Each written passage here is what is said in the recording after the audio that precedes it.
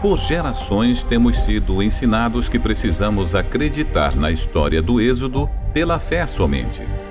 Nos disseram que o Monte Sinai, onde Moisés recebeu os 10 mandamentos, era localizado no Egito, mas não existe nenhuma evidência que o faz acreditável. Não há artefatos deixados para trás e praticamente nada para validar uma das histórias mais importantes da Bíblia. A Bíblia diz 70 vezes que os israelitas saíram do Egito para Midian, que seria próximo ou totalmente na Arábia Saudita.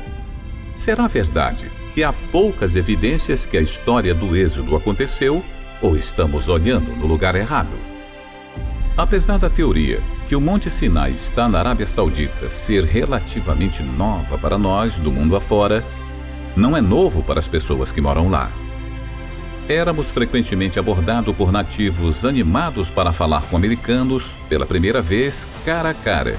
E uma das primeiras coisas que eles falavam bem animados era: "Você sabia que Moisés estava aqui? Deixa-me mostrar onde ele e seu povo estavam."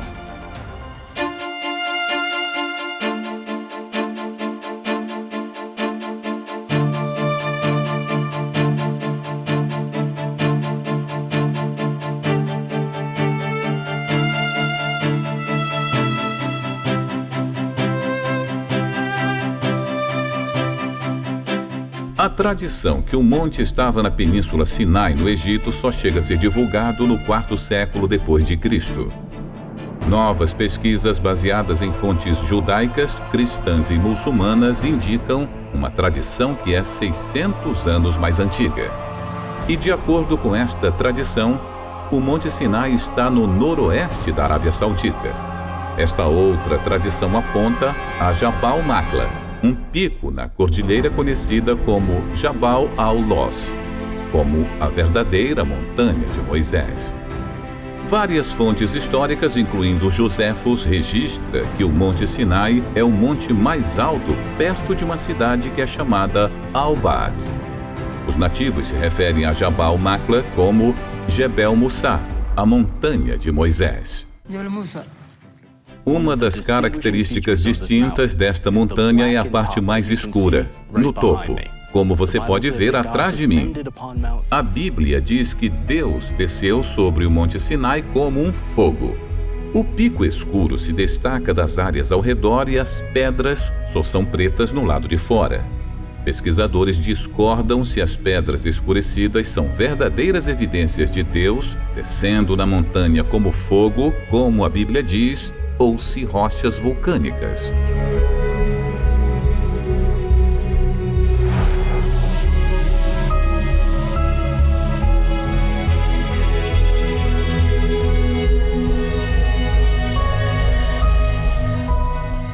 Um pequeno grupo de americanos tentaram se infiltrar na área no fim dos anos 70 e no início dos anos 80. Eles foram presos e as fotos e vídeos foram confiscadas pela polícia da Arábia Saudita. A evidência deles estava perdida. Porém, imagens e vídeos começaram a vazar ao mundo afora lentamente. De acordo com os que viram e foram presos, estes locais estavam sendo mantidos secretos pelo regime saudita. Uma teocracia que os escondia do mundo com cercas, polícia e a ameaça. Enquanto eu tentava entender por que os árabes estavam escondendo um local tão importante, eu comecei a fazer algumas perguntas a fontes no mundo islâmico. Por 15 anos eu estava no ramo de inteligência combatendo terrorismo e relações internacionais. E um dos meus melhores contatos tinha uma história a contar. Ele fazia parte de um grupo jihadista e até tinha reuniões com a inteligência paquistanesa e associados próximos a Osama Bin Laden. E agora, ele está falando pela primeira vez. When I was in the jihad world, we all knew that the Mount Sinai was in Saudi Arabia. The people on the outside, even most Muslims, had no idea that it was there, because we fighters didn't want anyone to know about it. We all knew that the Saudi government hid it and protected it with security, and we all agreed with it. We believe that if a site, even a holy site, is visited by people and used for idolatry, it should be destroyed. But our hiding it, according to the Islamic law, is what saved it, so you can see it today and appreciate it.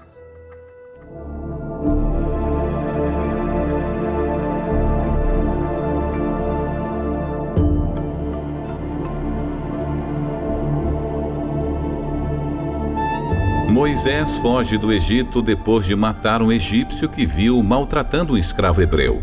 Então ele vai para Midian como fugitivo. Em Midian, ele senta perto de um poço e conhece as filhas de Jetro, que estavam pegando água para seu rebanho. Então Moisés casa com uma das filhas. Nós estamos na antiga terra de Midian agora, perto da cidade onde os moradores locais descrevem como a terra de Jetro. Quando visitamos esta área, vários sauditas se aproximaram para dizer que este era o lugar que Jetro e Moisés moravam. Animados, eles apontaram a um poço antigo que está cercado e marcado como um local arqueológico. Os árabes acreditam que este é o poço que Moisés conheceu as filhas de Jetro, e muçulmanos do mundo inteiro vêm para ver.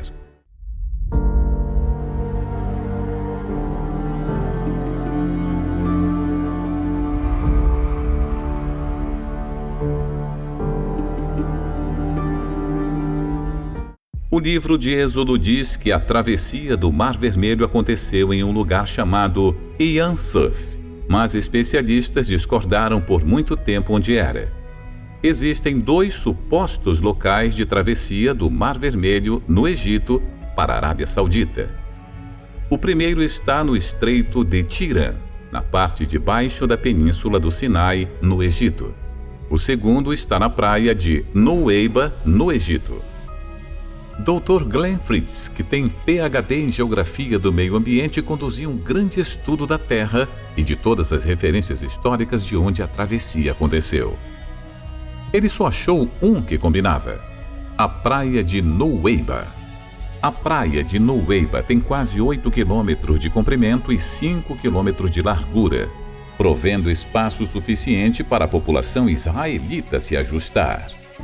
Aqui eles estariam presos com as montanhas dos 2 lados e o Mar Vermelho na frente e as tropas do faraó logo atrás deles. Incrivelmente, há um caminho sob a água do Egito para a Arábia Saudita. O caminho não é muito íngreme. Os israelitas poderiam ter atravessado facilmente se as águas se separassem. Pesquisas subaquáticas feitas por Dr. Leonard Moller mostrou formas estranhas no coral, levando alguns a acreditar que os restos dos exércitos de Faraó estão lá.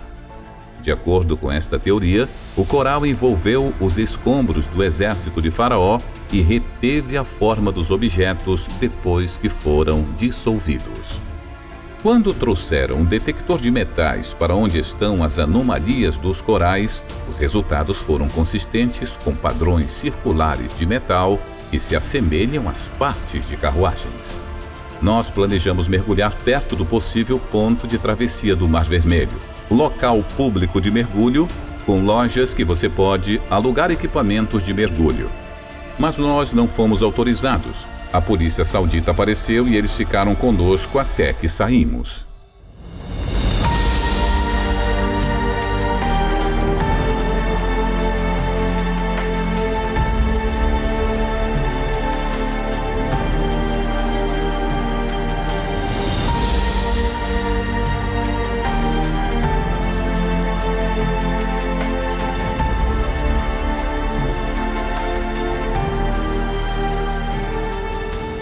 Depois da travessia do Mar Vermelho, Moisés e os israelitas pararam em um lugar perto do Monte Sinai chamado Elim.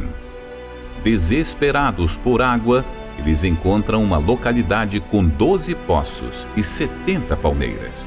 Ao longo do caminho para o possível real Monte Sinai, há um lugar que se assemelha com Elim, com muitas palmeiras e até hoje 12 poços. Nativos nos apontaram para este local e se referiram a ele especificamente como Elim.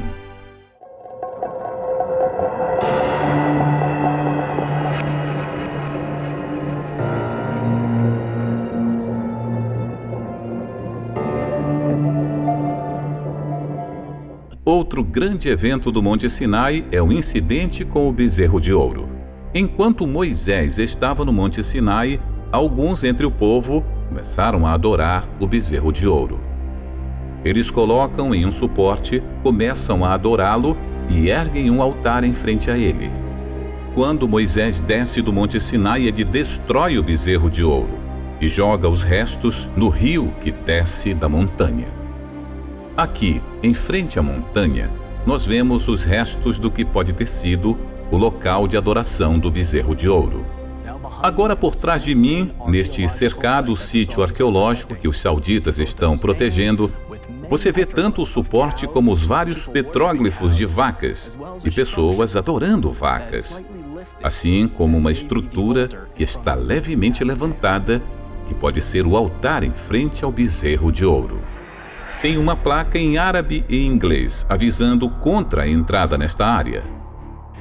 As tradições locais de que este local é onde o bezerro de ouro foi destruído são tão fortes que, se você se aproxima, você será suspeito de procurar por ouro.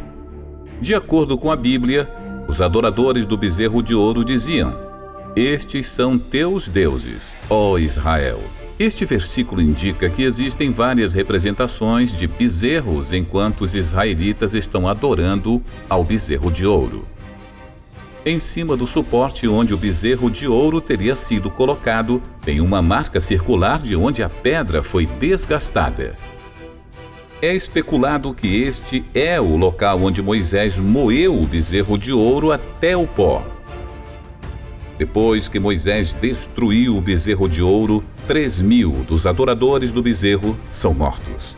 Então, deve ser um local onde milhares de pessoas foram enterradas. Mais ou menos a 6 quilômetros deste local existe um cemitério antigo, enorme, que parece ser um local de enterro em massa, onde as sepulturas foram cavadas ao mesmo tempo. Ele está localizado fora da planície onde os israelitas teriam acampado. Então, ele está localizado exatamente onde deveria, se este é o local onde a história aconteceu. Aqui também os sauditas colocaram uma placa, sinalizando-o como um sítio arqueológico que é patrulhado pela polícia.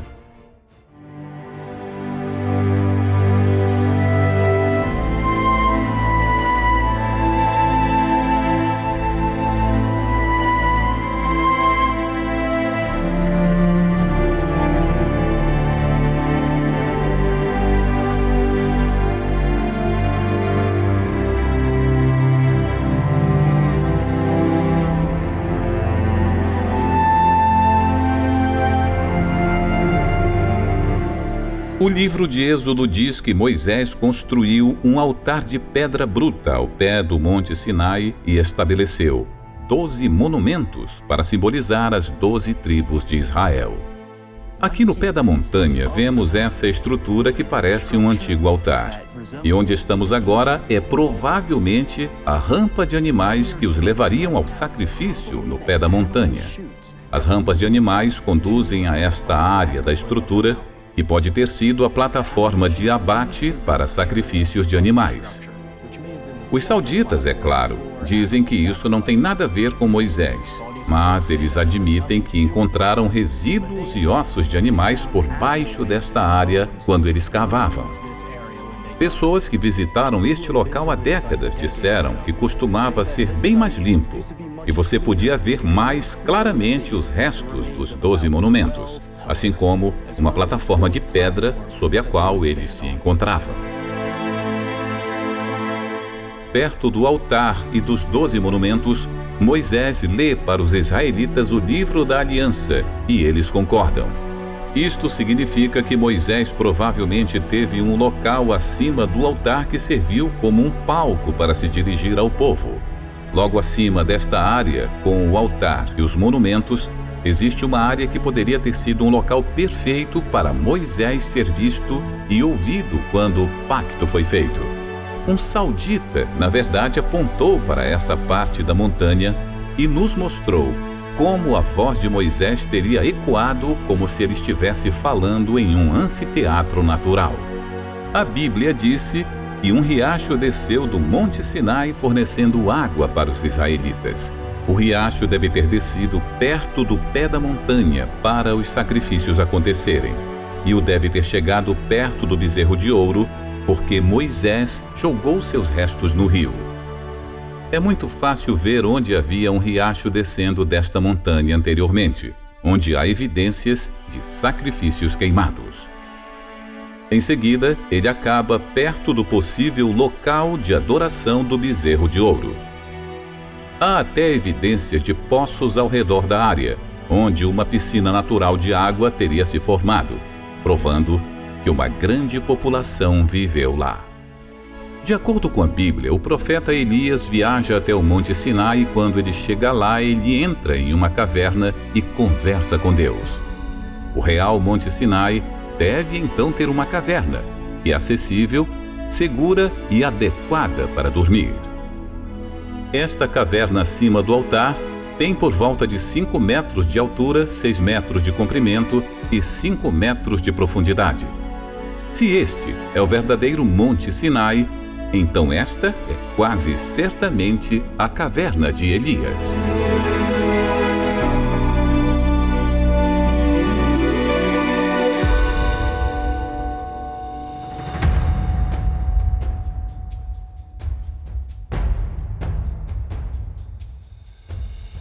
No caminho para o Monte Sinai, os israelitas acamparam onde não há água. Moisés sobe para uma rocha distinta e a atinge com a sua vara, e milagrosamente sai água para os seus seguidores. O historiador Joséfos disse que a pedra partida ainda podia ser vista no seu tempo, e era tão grande que não poderia ser movida. É possível que esta rocha partida ainda permaneça hoje, testemunhando a precisão desta história? A resposta é sim. E é impressionante.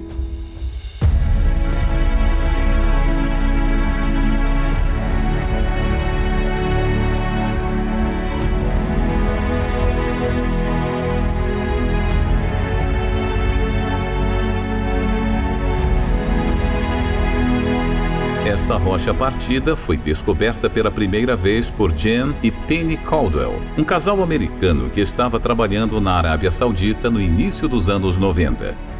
Há muito tempo, os beduínos locais deram 2 nomes para esta área: a Água de Moisés e a Rocha Partida de Moisés.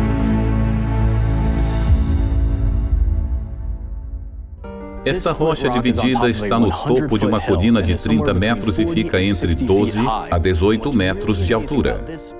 E o que é verdadeiramente incrível sobre este local específico no vale, no caminho da possível rota para o Monte Sinai, é que as rochas por baixo são suaves, como se toneladas e toneladas de água fossem derramadas e formassem um pequeno lago na parte inferior para os israelitas beberem.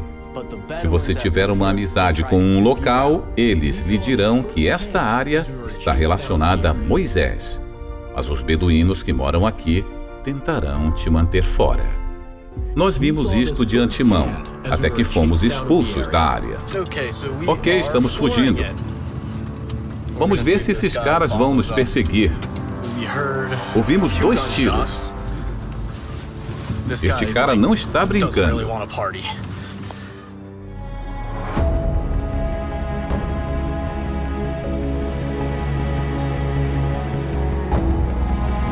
A Bíblia diz que a área perto da rocha partida onde os israelitas lutaram com os amalequitas é chamada Rephidim, que significa lugar de descanso. Escritos hebraicos que encontramos lá foram interpretados como lugar de descanso, a definição de Rephidim. Mais próximo ao monte, escritas foram encontradas que o Dr. Miles Jones, um estudioso do antigo hebraico, acredita que estão falando da batalha com os amalequitas. Uma das escritas se refere à morte de um amalequita. Perto de lá, existem 2 escritas que Dr. Jones acredita mostrar onde uma mãe e filha hebreia morreram. A Bíblia fala que Deus disse aos israelitas que eles teriam toda a terra onde que pisassem as plantas dos pés.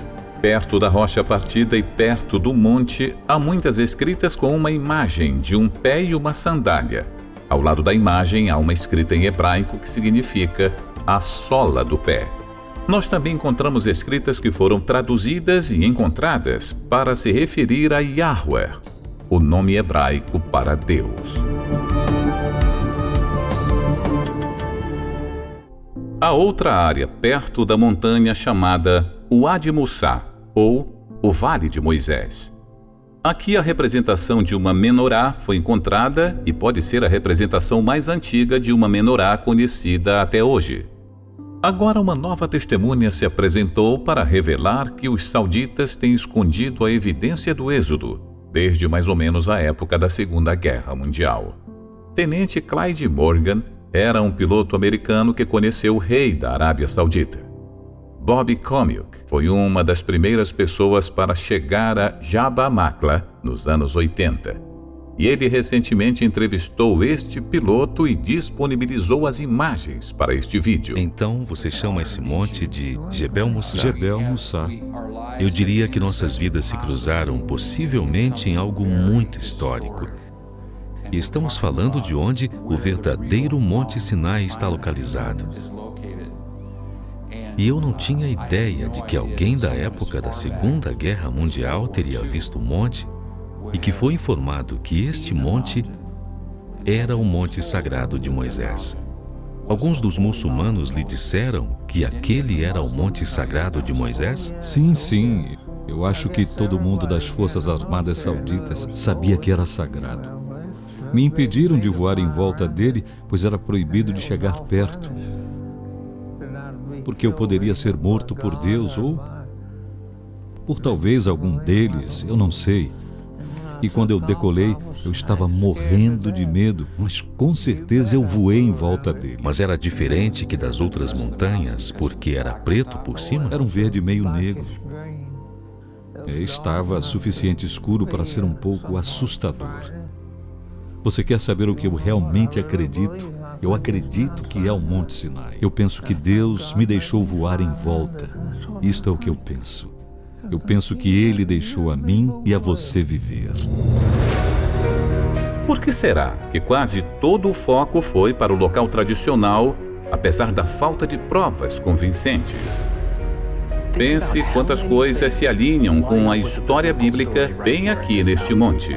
Há uma praia e caminho onde a travessia do Mar Vermelho poderia ter acontecido, combinando com o relato bíblico. Você pode ver como os israelitas poderiam ter acampado perto de Elim com seus 12 poços e 70 palmeiras. No caminho para Jabal Maqla, há uma rocha dividida e uma área adequada para acampar. Há um monte referido como Monte de Moisés com um grande vale na frente, onde milhões de israelitas poderiam ter acampado. Você pode ver um altar de pedra sem cortes no pé da montanha, onde há evidências que sacrifícios foram queimados, exatamente onde deve estar. Há evidência de adoração a bezerro e você pode ver exatamente como Moisés teria visto a adoração do bezerro de ouro acontecendo quando ele desceu do monte. Há um riacho que desce do monte, como a história do Êxodo diz. Você pode ver exatamente onde a caverna de Elias poderia ter sido. Todos estes detalhes pequenos precisam se encaixar e eles se encaixam. Depois que eu voltei da viagem, as pessoas me perguntaram como foi a sensação de pisar no local que tão poucas pessoas puderam.